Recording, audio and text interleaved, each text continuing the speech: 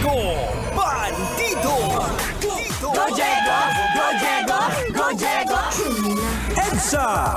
Itaas ang kamot sa mga angkol. Itaas ang kamot sa mga angkol. Bunalikol, bunalikol, bunalkol, bunalkol.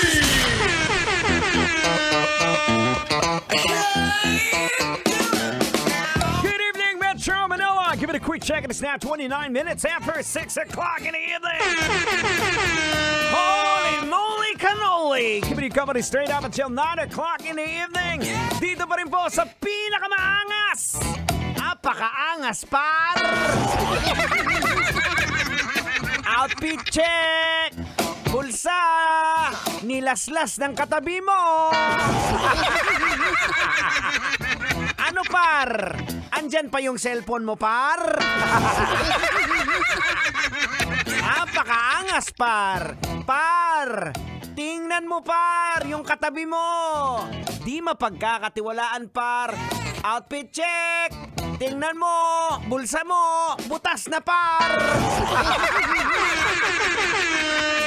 Ay, nako mga kabisyo! Ang saya-saya, this is the right way to start your new year for 2024. Dapat masayahin kang tao. Dapat nakangiti ka lang, par. Diba? Diba, Tang? Tama bang sinasabi ko? Ay, sinabi mo pa, kaya shout out mo na sa lahat ng mga nakatutok sa atin. Outfit check nyo, tignan nyo yung bag nyo, baka nilaslas na ng katabi nyo. Ay, nako sa mga kabisyo po natin dyan, alam po natin na yung iba is naghihilom pa ang sugat. Sugat sa antang ang naghihilom, mga pinapahilom ngayon sa ang sugatang. Sugat sa bulsa. Ay nako, nadali mo. Marami pong mga sugatan ngayon dahil nga nagbakasyon, tumodo, o hindi na pinaghandaan ang darating na bagong taon. So ang nangyari, eto ngayon, kamote Q ka. No. Kamot ka, wala nang panggastos ubus na. At buti na lang kahapon talaga, nakapag-relax kami ng pamilya kasi galing kaming probinsya. So, ibig sabihin, ubos din. Pero, salamat nga pala sa Disney on Ice. Kasi first time ko ma-experience na supposed to be, dapat ibibigay ko dun sa pamangkin ko kasi alam ko for kids. But unfortunately, hindi nag-swak yung schedule niya. Sabi ko, kasi kakagaling lang namin na nung kahapon, kakadating lang po namin from Rojas City by land. Nag-travel kami sobrang haba. So from Rojas City, Capiz, going to Katiklan, alas 3 ng madaling araw, manong ha. Bumiyahe na ako from Rojas City going to Katiklan. January 1. Alas 3 na madaling araw habang nagpuputukan.